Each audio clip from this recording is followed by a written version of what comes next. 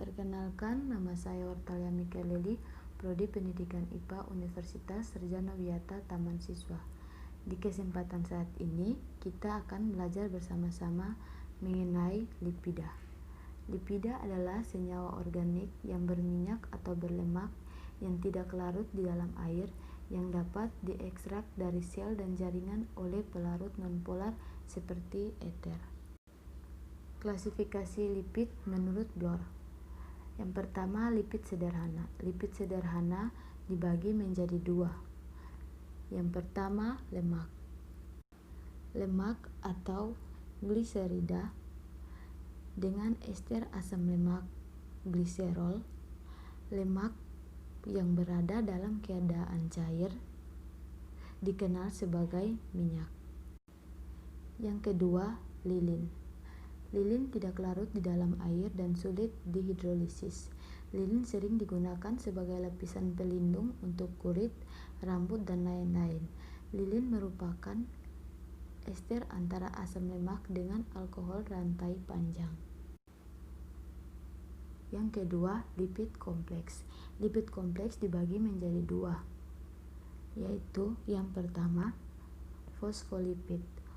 Fosfolipid mengandung fosfor dan gliserol. Yang kedua, sphingolipid.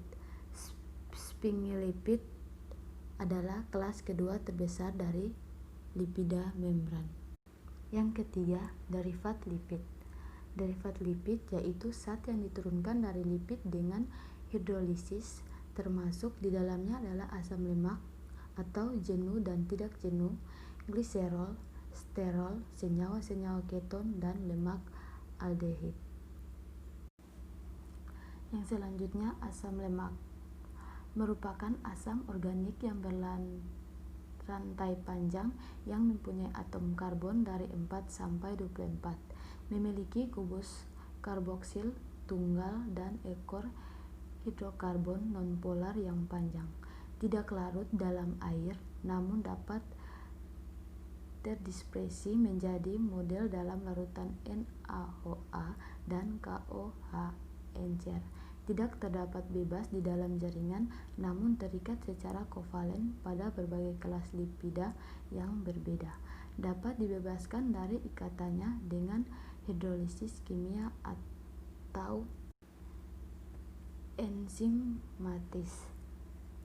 Yang selanjutnya, klasifikasi asam lemak. Yang pertama, asam lemak jenuh.